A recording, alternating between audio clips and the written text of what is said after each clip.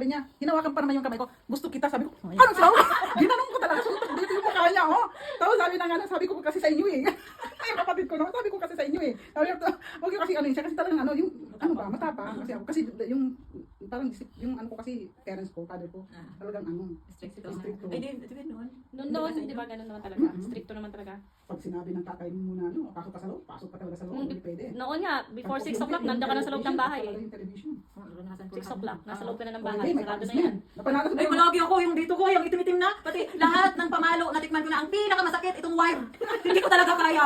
Pag walis lang, okay. Pag ano lang, pamalo lang na, ay, okay lang yan, mas masakit.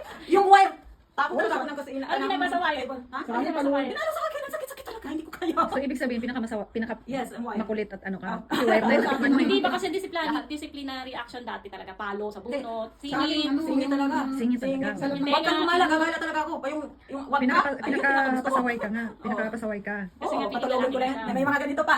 Sa umaga, di ba? Gising tayo ng alas 4. Patulogin mo. Tapos, paano natin malaman na nandiyan ka? Ay, wala. Di ba?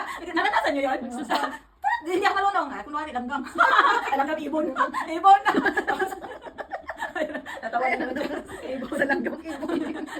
Nabisaya na Tagalog man. Tagalog pala. Hindi, uso nga yun. Labasan ka. Labas Para ano na. ba? Ako nga, Sounds lang. Ayan na. dati nga nasubukan ko nga ano, linagay ako sa sako ng Ay, kakao. naranasan ko rin Linagay yan. ako sa ano. Ranas ko yan. Sa mama ko. Oh, Diyos ko, May pag- pausok-usok pa. 30 minutes, talagang 30 minutes andun ako sa sako. Paglabas ko, tapos pawis na pawis ako. Mga tropa mong pagalingan ng nararanasan. Mga parusa nung 90s. Ako lang naman ang nakaranas. Sa lahat na naming magkapatid. Ako lang talaga. Pasaway ka talaga nun.